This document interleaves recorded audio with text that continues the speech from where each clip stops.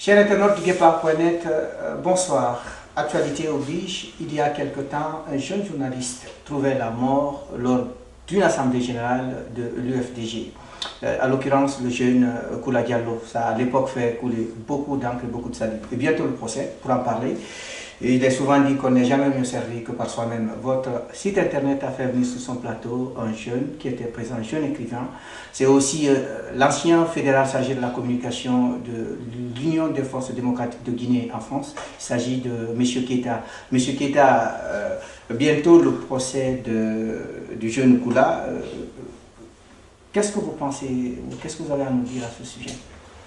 Je pense que la programmation de ce procès vient à point nommé parce que ça y va dans l'intérêt non seulement de la Guinée mais aussi dans l'intérêt de la famille Mohamed Koula. Aujourd'hui, Mohamed Koula a laissé une femme et une veuve, disons, un enfant. Aujourd'hui, les deux personnes ont envie de savoir pourquoi leur père et leur mari ont été tués. Aujourd'hui, il faut, je pense, que la justice guinéenne puisse éclaircir ce dossier-là pour qu'on sache qui en est l'auteur et qui en sont les commanditaires. Aujourd'hui, ça va dans le sens de la démocratisation de la Guinée et de l'état de droit, parce que si la justice n'est pas capable de rendre justice, n'est pas capable de remettre les gens dans leurs droits, ça voudra dire que le combat que nous sommes en train de mener aujourd'hui, tout ça sera vain. Deuxièmement, il y a le procès du 28 septembre 2009 qui doit être programmé en Guinée. Est-ce que la justice guinéenne saura avec effectivité traiter le dossier du 28 septembre?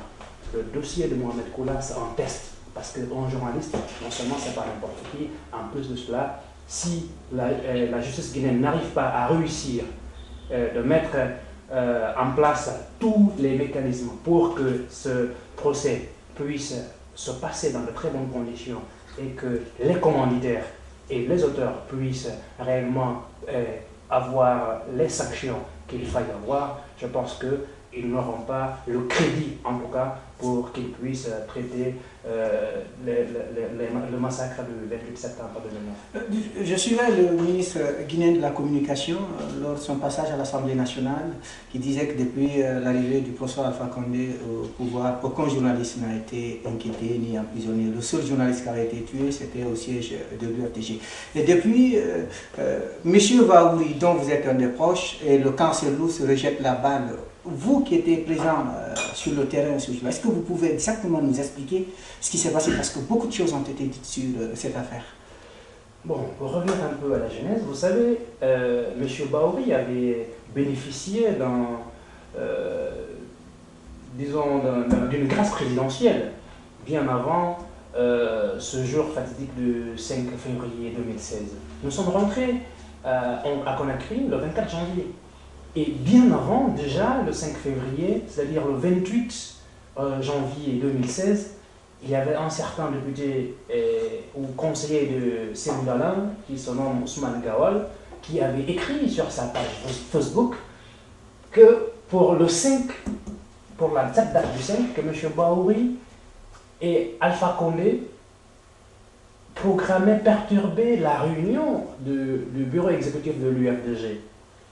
Et que tout ceci, c'était pour quoi faire? Que tout ceci, c'était pour faire de Lamine Keita, c'est-à-dire moi, personnellement, l'agneau de sacrifice qu'ils veulent violenter et assassiner au sein de l'UFDG pour commencer des règlements de compte par assassinat au sein de l'UFDG.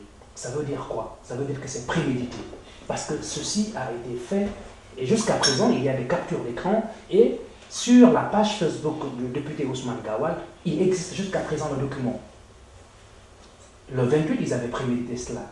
Et imaginez maintenant qu'une semaine après, le 5 février, que cette tragédie arrive. Ça veut dire quoi? Ça veut dire que c'est quelque chose qui a été prémédité déjà. Et donc, le 5 février, sachant cela, M. Baouri m'avait prévenu de ne pas me présenter là-bas parce qu'il m'en voulait. C'est-à-dire, le clan Selou m'en voulait parce que d'ores et déjà, avant même que nous n'allions en Guinée, j'avais commencé déjà à recevoir des menaces de mort. par rapport au fait que je critiquais Cellou Dalein et sa gestion clanique au sein de l'UFDG. Donc ce jour-là, moi j'étais invité à une émission sur Nostalgie. Je partais là-bas. Quand, sur mon passage, j'ai vu qu'il y avait des choses qui se passaient au sein du siège parce que M. Bahouri y était. Donc finalement, j'ai garé ma voiture avec mes amis et j'ai suivi ce qui se passait. Et Dieu aidant, quand le chauffeur de M. Bahouri a été caillassé, ils ont caillassé la voiture de M. Bahouri, celui-ci a pris la fuite et aux abords du siège, quelqu'un, c'est-à-dire un garde-corps de Cellou Dalein, a pris une barre de fer et a cogné M. Bahouri sur la tête, il a failli tomber. Dans un premier temps, il y a eu un autre qui se nomme Alpha Dio de Walindara qui a sorti un couteau pour poignarder M. Bahouri pendant qu'il est tombé. Et bien heureusement, il y a eu un autre petit qui était réellement très vigilant, qui s'est jeté sur M. Bahouri, qui se nomme Abdoulaye Dokoza. Et malheureusement pour lui, et heureusement pour M. Bahouri, le poignard que Alpha Dio Walindara voulait mettre sur le dos de M. Bahouri a atteint Abdoulaye Koza. Et tenez-vous bien, le poignard est entré à 13 cm de profondeur. Et quand il a voulu faire sortir le poignard s'est cassé dans le dos du monsieur. Il a subi une opération pour pouvoir extraire la lame qui s'était introduite dans son dos. Ça a été le premier élément. Le deuxième élément, quand les gens ont vu qu'ils avaient fait un guet-apens pour M. Bahouri, ils ont voulu le faire sortir de là. Quand ils ont voulu le faire sortir de là, ils l'ont sorti du côté du portail pour la grande route, ils l'ont poursuivi. Et là où ils voulaient traverser, il y a eu un autre monsieur qui se nomme Freeman, qui a pris un autre poignard encore pour le poignarder sur le cou. Il y a eu un autre jeune monsieur qu'on surnomme Tchak, qui est à Andalay, qui a encore barré le couteau. Ils l'ont poignardé ici à peu de 3 cm lui aussi. Celui-ci aussi est tombé là. Ils l'ont poursuivi encore dans cette course-là, mais malheureusement, la voiture de M. Bahouri était déjà partie. C'est entre-temps que j'ai eu le réflexe de faire machine arrière pour que quand ils arrivent à le faire traverser de là, qu'ils puissent l'introduire dans ma voiture pour que je puisse l'envoyer. Au moins pour ne pas qu'il lui tombe dessus. Entre-temps, maintenant, quand ils ont pu le faire traverser la route, l'autoroute Le Prince, moi j'étais de l'autre côté, en le faisant entrer dans la voiture, c'est là où il y a eu 2 coups qui ont retenti, qui étaient à sa direction. Mais malheureusement, celui qui a voulu tirer sur lui a vu, il y avait le journaliste Mohamed Koula qui était sur la ligne de M. Bahouri, de la direction de M. Bahouri, et qui a pris la balle à sa place. Voici les conditions dans lesquelles le journaliste Mohamed Koula a été assassiné. Aujourd'hui, il y a 3 gardes-corps, 2 gardes-corps de Cellou Dalein qui sont en prison, notamment Keita Al-Gassini, qui est présumé l'auteur du coup, et M. Sow, qui est présumé être le complice direct. Entre-temps, il y a son chargé de communication, Tiangel, et un autre, et les 2 autres qui sont auteurs des coups de couteau, qui ont aussi des mandats d'arrêt. Aujourd'hui, le procès devait commencer le lundi passé, mais malheureusement, parce que les conditions n'étaient pas requises au niveau du tribunal de première instance de Dixine, ils ont renvoyé ça à une quinzaine et ils ont demandé à ce que le tribunal de Kaloum puisse accepter que le procès puisse être délocalisé dans ces locaux. Et normalement, le 31 juillet prochain, le procès pourra commencer à Kaloum. Et je pense que avec ça, il y a ces auteurs-là, certainement, il y a des auteurs. Il y a des auteurs, certainement, mais il y a des commanditaires. Tout à fait. Et ces commanditaires-là ne pourraient être que les patrons qui ont employé ces gardes-corps qui ont commis ces forfaitures-là.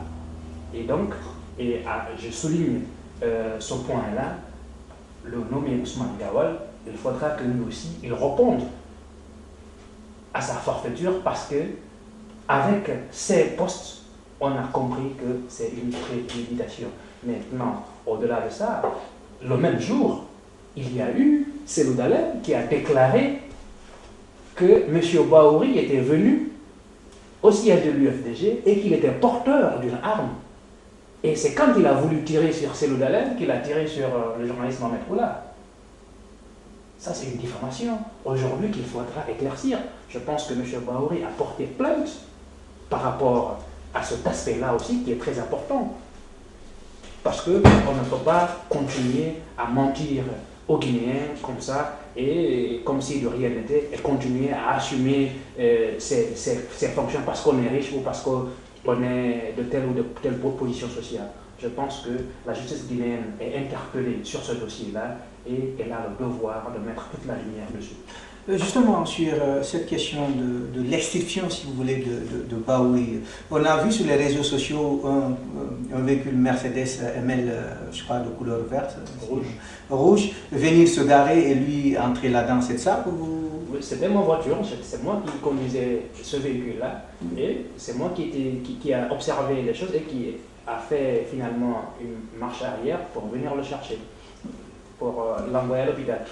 Et c'est dans la voiture que nous avons appris que le journaliste a été tué parce que c'est Madame Coralie, la représentante de RF, la correspondante de RFI en Guinée, qui m'a appelé personnellement, qui m'a demandé où j'étais. Je lui ai dit où j'étais et elle m'a dit apparemment qu'il y a un journaliste qui a perdu la vie. J'ai dit que je n'étais pas au courant. Il m'a demandé après M. Ba, j'ai dit qu'il était à mes côtés, que je le conduis à l'hôpital. C'est en ce moment, je lui ai passé le téléphone et lui aussi, il a appris à partir de là. Et donc, c'est comme ça que nous avons appris la mort du journaliste, malheureusement. Mais nous espérons que justice sera rendue pour le monsieur et que les coupables et les commanditaires puissent être arrêtés. Voilà, justement, après, il y a eu un contentieux qui vous liait à l'UFDG, puisque M. Bahouri, vous-même, avez été exclu du parti. Vous avez quand même, si vous voulez, utilisé les moyens légaux qui étaient mis à votre disposition pour pouvoir réintégrer le parti. Depuis, la justice a tranché en votre faveur, décision qui n'a pas été acceptée par le FDG. Où en est-il réellement, Georges? Moi, je pense que c'est M. Cellou Dalein, aujourd'hui, montre à la face du monde qu'il est disqualifié d'être un jour président de la République de Guinée. Pourquoi? Parce que si on n'est pas capable de respecter une décision de justice, on n'est pas capable de respecter les institutions de la République pour laquelle nous sommes en train de nous battre ou pour laquelle nous aspirons et gouverner, je pense que c'est à l'opinion maintenant nationale et internationale de juger. Ceci dit quoi? Ceci dit que la justice guinéenne l'a sanctionné en lui disant qu'il a tort d'emprunter un chemin pour exclure M. Bahouri et tant d'autres. Il attend le lendemain, il dit non, je refuse, je fais ce que je veux. Alors il récidive. Il prend un autre acte contraire à l'acte que la justice a rendu. Après, il nomme en violation flagrante des statuts et règlements intérieurs du parti, M. Cherif Ba comme vice-président chargé des relations extérieures et de la communication. Mais dans les statuts du parti, il y a un point qui est très clair, qui dit pour qu'un vice-président soit remplacé dans le parti, il faudra que son remplaçant ait été auparavant soit élu vice-président, soit président du parti. Et M. Cherif Ba n'a jamais été élu et vice-président et président du parti, en tout cas à mon mémoire. Et donc, du coup, ça veut dire qu'il a commis deux fautes en même temps. Non seulement, quand la justice se prononce sur un sujet, normalement, il devait s'abstenir, non seulement de commenter, mais aussi de se prononcer dessus, à plus forte raison maintenant de prendre une décision contraire à celle-là, mais aussi, M. Cherif Ba ne pouvait pas du tout remplacer M. Bahouri. Donc, encore une fois, il a récidivé, et je pense que là, c'est au peuple militant de l'UFDG de prendre ses responsabilités pour que ce monsieur-là puisse dégager à la tête de ce parti parce qu'il a montré ses limites.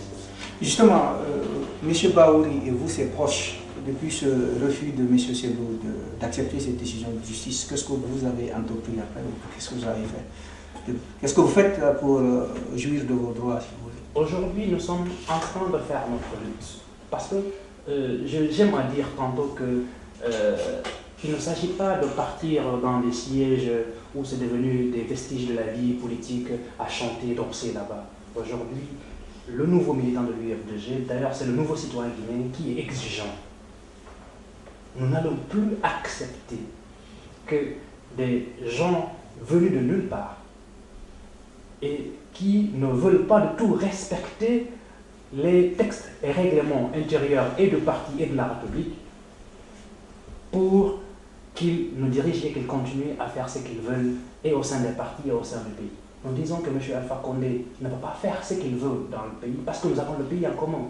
Eh bien, nous disons que M. Seloudala ne peut pas faire ce qu'il veut dans l'UFDG parce que nous avons l'UFDG en commun.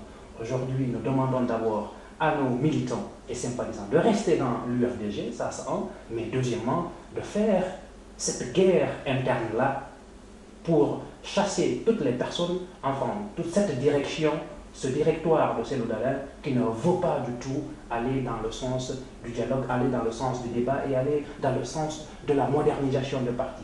Parce que si un parti perd à plus de 3 élections majeures, il va falloir aujourd'hui qu'on se remette en cause, qu'on essaie de voir qu'est-ce qui a marché, qu'est-ce qui n'a pas marché. Et puisque tout le monde est en train d'observer que c'est le leadership qui est en train de foirer, il va falloir que ce leadership-là puisse changer. Et donc, l'UFDG Renouveau avec Bahouri est né, c'est-à-dire c'est un mouvement qui, à l'intérieur de l'UFDG, parfois c'est des personnes qui n'appartiennent d'ailleurs pas à l'UFDG, qui sont parfois du RPG, de l'UFR ou des amis de M. Bahouri, qui se sont réunis et qui ont compris que si l'UFDG dérive, c'est que c'est le pays tout entier qui va chavirer prochainement. Et donc il va falloir s'organiser pour tirer les meilleures graines de partout et essayer d'avoir quelque chose de limpide pour que le pays puisse avoir une alternative crédible demain. Et c'est sur ça que nous sommes en train de travailler aujourd'hui, parce que on va mettre hors jeu cette équipe-là qui est jusqu'à présent dans la culture, comment on appelle, du parti unique, de la dictature, et qui ne veut pas aller dans le sens de l'intérêt de la majorité de la population et de la majorité des militants de l'UFDG.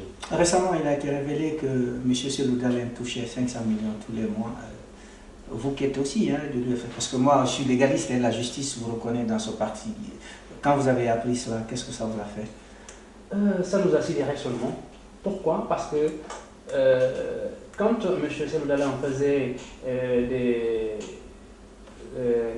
des sorties dans les rues de Conakry en août 2016, nous avions prévenu.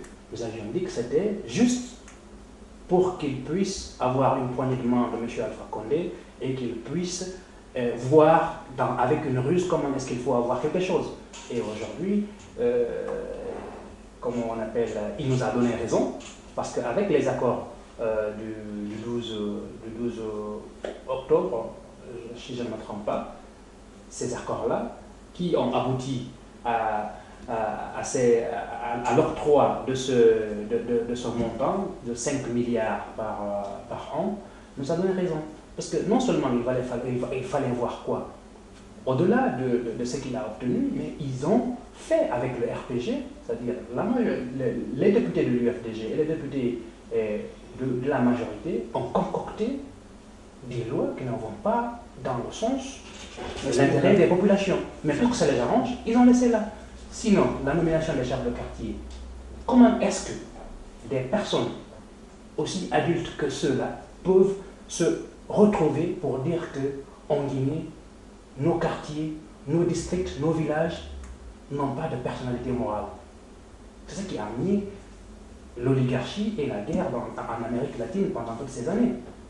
Et donc aujourd'hui, voici des choses qu'ils ont concoctées au nom de je ne sais quoi, mais puisque l'accord de cet argent-là, c'est-à-dire ces 5 milliards par an aujourd'hui étaient de mise, ils ont fait ce qu'ils veulent et puis ils ont laissé parce que demain, c'est eux qui seront là, parce qu'ils sont maires, ils diront à ce chef de quartier, il faudra organiser les gens pour voter pour moi, sinon, quand je serai élu maire, tu ne seras plus chef de quartier. Voici des oligarchies qu'ils sont en train de créer aujourd'hui, qui vont être demain très néfastes pour nous, si on part à des élections locales comme ça. Mais par rapport à ces 500 millions, moi je pense qu'aujourd'hui, les populations guinéennes et les militants de l'UFDG sont éclairés par rapport à qui a reçu de l'argent de la part d'Alpha Condé. Ce sont ces personnes. De toute façon, vous avez été accusé d'avoir reçu de l'argent de la grâce présidentielle et tout ça. Ce sont ces personnes-là qui avaient vilipendé M. Baori pour dire qu'il aurait reçu 200 000 euros pour aller casser l'UFDG et mieux pour aller casser le Fouta, comme si le Fouta c'était l'UFDG.